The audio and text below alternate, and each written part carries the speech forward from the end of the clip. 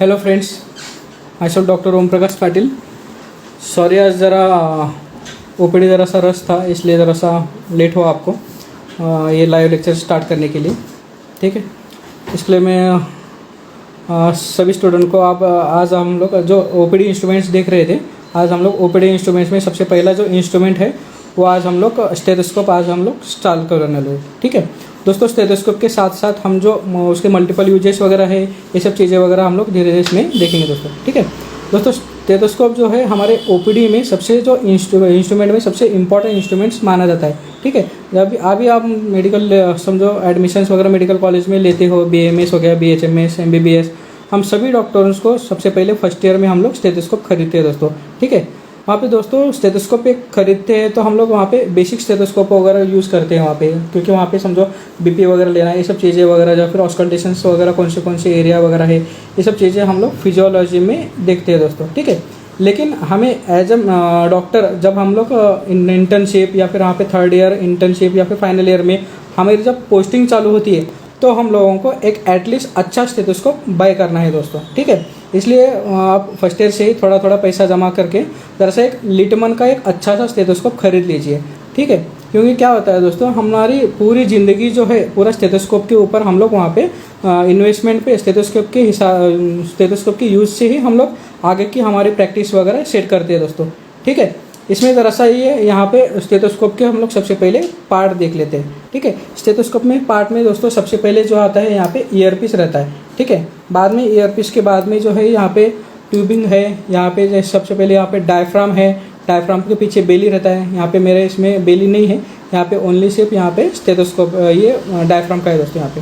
ठीक है, इसलिए एक अच्छा सा एक हम लोगों को एक लिटमन का स्टेथो हम लोग बाय कर सकते हैं। हमारा स्टूडेंट बहुत सारे अभी आईफोन के पीछे खरीदने में बहुत ज़्यादा बिजी है, लेकिन यहाँ पे हम लोगों को एक एटलीस्ट लिटमन का स्टेथोस्कोप हम लोग बाय कर सकते हैं। इसे लिटमन भी हम लोग समझो बाय उतना करने में ये नहीं है, तो सारा माइक्रोटोन का यूज़ तो हम लोग कर ही सकते हैं दोस्तों। ठीक है, तो हम लोग ज़्यादा टाइम न लेते हुए स्टेथोस्कोप के ज़रा सा यूज़ के बारे में ज़रा सा देखेंगे दोस्तों। ठीक है दोस्तों, कई बार क्या होता है हमारे पास ब्रेथलेसनेस के पेशेंट्स वगैरह आते हैं। ठीक है, ब्रेथलेसनेस में हम लोग कई बार हड़बड़े में हमारे डॉक्टर्स वगैरह क्या करते हैं, पेशेंट को दम लग रहा है तो डायरेक्ट उसका IPD कर देते हैं, ऑक्सीजन लगाते हैं विदाउट उसका ऑस्कल्टेशंस वगैरह देखते हैं। ठीक है दोस्तों, कई बार ऐसे में क्या होता है पेशेंट को विजेस भी रहते हैं, कई बार क्रेपिटेशंस रहते हैं, तो ऐसे कंडीशन में कई बार एस्थमेटिक पेशेंट में विजेस रहते हैं, तो उनकी लाइन ऑफ ट्रीटमेंट अलग रहती है। समझो पेशेंट को बहुत ज़्यादा क्रेपिटेशंस है, बहुत ज़्यादा वहाँ पे समझो स्ट्राइडर वगैरह है, तो ऐसे केसेस में भी हम लोगों को क्या हो सकता है दोस्तों, लाइन ऑफ ट्रीटमेंट अलग रहती है। तो हम लोगों को बिना हड़बड़ी करते हुए पेशेंट को अच्छी तरह से पहले एग्जामाइन करना है, उसके हिसाब से हम लोग वहाँ पे लाइन ऑफ ट्रीटमेंट सेट कर सकते हैं। ठीक है, सो दोस्तों हम लोगों को यहाँ पे ज़रा सा ऑस्कल्टेशंस एरिया जो है वो अच्छी तरह से पता होना ज़रूरी है। ठीक है, इसलिए हम लोग ऑस्कल्टेशंस एरिया ज़रा सा वहाँ पे अभी ऑस्कल्टेशंस एरिया के हिसाब से देखेंगे। ठीक है, ज़रा सा हम लोग अभी ये ऑस्कल्टेशंस जो एरिया वगैरह है वो पेशेंट के हिसाब से वहाँ पे ऑस्कल्टेशंस एरिया कौन से है, कार्डियक ऑस्कल्टेशंस कौन से है, और हमारे लंग्स ऑस्कल्टेशंस के साउंड्स वगैरह जो है, या फिर एरिया लंग ऑस्कल्टेशन कहाँ पे करना है, ये सब चीज़ें ज़रा सा हम लोग यहाँ पे डिटेल में देखेंगे दोस्तों। ठीक है दोस्तों, यहाँ पे जो ऑस्कल्टेशंस एरिया है लंग्स पे सबसे पहले आता है लंग्स पे ऑस्कल्टेशन एरिया। ठीक है, एक मिनट हम लोग यहाँ पे पेशेंट पे एग्जामाइन करके देखेंगे दोस्तों। ठीक है, ठीक है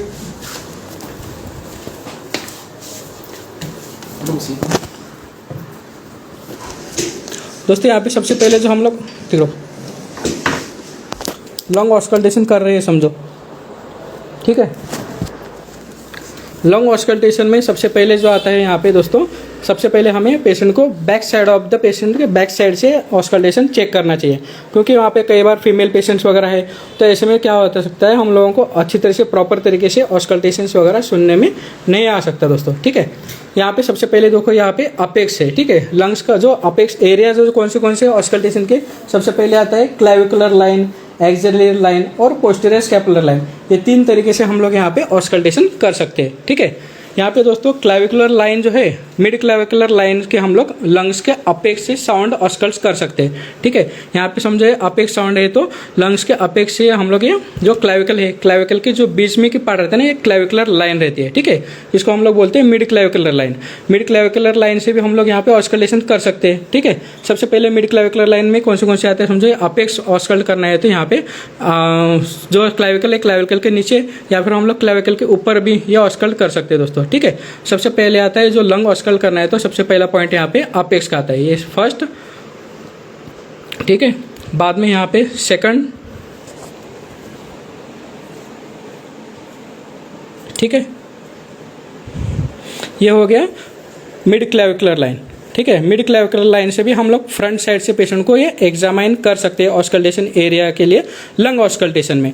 ठीक है, अभी हम लोग वहाँ पे समझो मिड एक्सिलरी लाइन है, समझो पेशेंट की जो मिड एक्सिलरी लाइन है, यहाँ पे जो मिडल लोब है, हम लोग पेशेंट के जो मिड एक्सिलरी लाइन में मिडल लोब ऑस्कल्ट कर सकते हैं, ये ऑस्कल्टेशन एरिया है। ठीक है, बाद में हम लोग पोस्टीरियर जो स्कैपुलर लाइन है, पोस्टीरियर स्कैपुलर लाइन मतलब क्या होता है, जो हमारा स्कैपुला है यहाँ पे। ठीक है, जो हमारा स्कैपुला है, स्कैपुला के जो बीच में जो पार्ट है ना, समझे यहाँ पे वर्टिब्रा है और यहाँ पे स्कैपुला, जो वर्टिब्रा और स्कैपुला के जो बीच में की जो लाइन है ना, वहाँ पे हम लोग लंग ऑस्कल्टेशन कर सकते हैं दोस्तों। ठीक है, सबसे पहले लंग ऑस्कल्टेशन करने से यहाँ पे 4 पॉइंट रहते हैं। यह रहता है फर्स्ट पॉइंट, यहाँ पे सेकंड, थर्ड, फोर्थ, और धीरे धीरे ऐसे हम लोग यहाँ पे लंग्स की जो है पोस्टीरियर स्कैपुलर लाइन से ऐसे ऑस्कल्ट कर सकते हैं। ठीक है, हम लोग डेमो देख लेते हैं अभी यहाँ पे। ठीक है, पेशेंट को अच्छी तरह से डीप ब्रीथ करने के लिए बोलना है, भैया सांस लीजिए, छोड़िए। ठीक है, यहाँ पे हो गया फर्स्ट पॉइंट, ये हो गया सेकंड पॉइंट, भैया सांस लीजिए अच्छी तरह से, सांस लीजिए। जो 8 रिप तक है ना, 8 रिप तक हम लोग पेशेंट के जो है लंग्स ऑस्कल्ट कर सकते हैं। ठीक है, 8 रिप तक के लंग्स के पेशेंट को जो लंग्स की मार्किंग है, यहाँ तक हम लोग ऑस्कल्टेशन एरिया कर सकते हैं। ठीक है, तो लंग्स के ऑस्कल्टेशन एरिया में कौन से हैं, एक होता है क्लेविकुलर लाइन, जो मिड क्लेविकुलर लाइन जो रहती है वहाँ पे फ्रंट साइड से हम लोग एग्जामिन कर सकते हैं। 2 मिनट थमा, ये मिड क्लेविकुलर लाइन, इसके बाद में जो होता है ये एक्सिलरी लाइन। ठीक है, जो पीछे पार्ट से आता है वो पोस्टीरियर स्कैपुलर लाइन। ठीक है, पोस्टीरियर स्कैपुलर लाइन से भी हम लोग अच्छी तरह से लंग ऑस्कल्टेशन के लिए पोस्टीरियर स्कैपुलर लाइन ये प्रॉपर तरीके से हम लोग यहाँ पे कर सकते हैं। ठीक है, इसके बाद में जो आता है दोस्तों, यहाँ पे हम लोग कार्डियक ऑस्कल्टेशन देख लेते हैं। ठीक है दोस्तों, जब भी हम लोग कार्डियक ऑस्कल्टेशन करते हैं तो यहाँ पे हम लोगों को कार्डियक ऑस्कल्टेशन एरिया पता होने चाहिए। ठीक है, सबसे पहले हम लोग 4 पॉइंट के बारे में देखेंगे। एक होता है आयोटिक एरिया, दूसरा होता है पल्मोनरी एरिया, दूसरा होता है ट्राइकस्पिड एरिया और चौथा होता है माइट्रल एरिया। ठीक है, आयोटिक एरिया कहाँ रहता है दोस्तों, second intercostal space, left border of the sternum, right border of the sternum, ये आयोटिक एरिया रहता है। ठीक है, बाद में होता है दोस्तों यहाँ पे pulmonary area, second intercostal space, यहाँ पे left border of the sternum. ठीक है, ये होता है पल्मोनरी एरिया। जस्ट इसके नीचे क्या होता है दोस्तों, यहाँ पे ट्राइकस्पिड एरिया। ठीक है, जो फोर्थ इंटरकोस्टल स्पेस है, फोर्थ इंटरकोस्टल स्पेस में जो नीचे पार्ट है ना, ये स्टर्नम के जस्ट बाजू, जैसे जिप्पॉइड प्रोसेस के थोड़ा सा बाजू में, फोर्थ इंटरकोस्टल स्पेस में लेफ्ट बॉर्डर में यह होता है ट्राइकस्पिड एरिया। और यहाँ पे निपल के जो नीचे रहता है एरिया, ये रहता है माइट्रल वॉल, जो माइट्रल एरिया रहता है, सॉरी। ठीक है, माइट्रल एरिया में जो है mid clavicular line just 4th 5th intercostal space में माइट्रल एरिया रहता है दोस्तों। ठीक है, इसके हिसाब से हम लोग ये ऑस्कल्टेशंस वगैरह अच्छी तरह से कर पाते हैं। ठीक है दोस्तों, इसके हिसाब से हम लोग जो इस ऑस्कल्टेशंस वगैरह किए हैं, या ऑस्कल्टेशंस एरिया वगैरह ऑस्कल्टेशंस एरिया के हिसाब से ये चीज़ें हम लोग यहाँ पे ऑस्कल्टेशंस वगैरह कर सकते हैं दोस्तों। ठीक है, इसमें प्रॉपर तरीके से जो है लंग ऑस्कल्टेशन में जो क्रेपिटेशंस है, व्हीजिंग साउंड्स है, या फिर स्ट्राइडर वगैरह है, वैसे ये सब चीज़ें जो वेसिकुलर ब्रीथ साउंड है, या फिर वहाँ पे समझो ब्रोंकियल ब्रीदिंग साउंड है, इसके हिसाब से हम लोग जो डिटेल में जो लेक्चर है हमारे मौर्या पब्लिकेशन ऐप में हम लोगों ने ये डेमो लेक्चर्स में हम आपको यूट्यूब पे भी हमारा ये लेक्चर मिल जाएगा दोस्तों। ठीक है, ये हम लोगों ने स्टेथोस्कोप का यूज़ के हिसाब से हम लोगों ने ज़रा सा इन शॉर्ट में जल्दी में ये सब चीज़ें हम लोगों ने अभी देखी है दोस्तों। ठीक है, अभी भी मेरी ओपीडी चालू है, पेशेंट बाहर वेट कर रहे हैं, लेकिन आपको टाइम थोड़ा सा 9:30 बजे का दिया है, इसलिए हम लोगों को ज़रा से हड़बड़ी में लेक्चर्स लेना पड़ा है दोस्तों। ठीक है, और भी हम लोग यहाँ पे इंटरेस्टिंग ज़रा सा केसेस वगैरह देखेंगे। यहाँ पे और एक स्टेथोस्कोप का यूज़ हमारे पास रह गया कि हम लोग एब्डोमिनल जो साउंड्स वगैरह है, एब्डोमिनल साउंड भी अच्छी तरह से ऑस्कल्ट कर सकते हैं इसमें। ठीक है। यहाँ पे जो फ्लूइड थ्रिल है असाइटिस के पेशेंट में ज़रा सा, या फ्लूइड थ्रिल वगैरह, ये सब चीज़ें भी हम लोग यहाँ पर ऑस्कल्टेशन से कर सकते हैं, ठीक है। इसमें ज़रा सा एक मज़ेदार केस 1-2 मिनट में बता देता हूँ दोस्तों, ठीक है।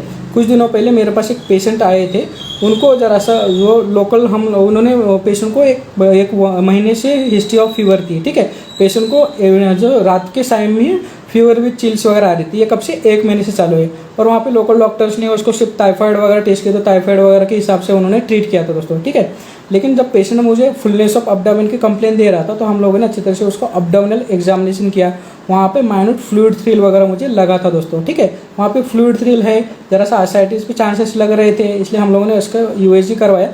तो यूएसजी में सेप्टेटेड असाइटिस आया था दोस्तों वहाँ पे, ठीक है। सेप्टेटेड असाइटिस मतलब वहाँ पे असाइटिस में इन्फेक्शन है। तो मैक्सिमम पार्ट में क्या होता है दोस्तों, ऐसे पेशेंट में ट्यूबरक्लोसिस के वगैरह चांसेस बहुत ही ज़्यादा बन जाती है। तो हम लोगों ने उसका असाइटिस टैपिंग वगैरह करके उसको एग्जामिनेशन के लिए भेज दिया। तो वहाँ पे पेशेंट को अपडाउनल कॉक्स निकला था दोस्तों, ठीक है। ये 1 महीने तक पेशेंट टाइफाइड की ट्रीटमेंट ले रहा था, लेकिन उसको क्या था, अपडाउनल कॉक्स था। तो ऐसे कंडीशन में हम लोगों को ये अच्छी तरह से एग्जामिनेशन वगैरह हम लोगों को आने चाहिए। इसलिए स्टेथोस्कोप से मैंने ज़रा सा फ्लूइड थ्रिल वगैरह देखा था। इसलिए दोस्तों स्टेथोस्कोप बहुत ही ज़्यादा इंपॉर्टेंट है हमारे ओपीडी में, इंस्ट्रूमेंट में। इसलिए स्टेथोस्कोप का यूज़ है बहुत ही ज़्यादा हम लोगों को अच्छी तरह से करने आना चाहिए दोस्तों, ठीक है। इसलिए मैं ज़ोर से हम लोग आपको एक ही बार रिपीट कर रहा हूँ कि स्टेथोस्कोप एक अच्छी क्वालिटी का हमारे पास रहना चाहिए, ठीक है दोस्तों। Thank you.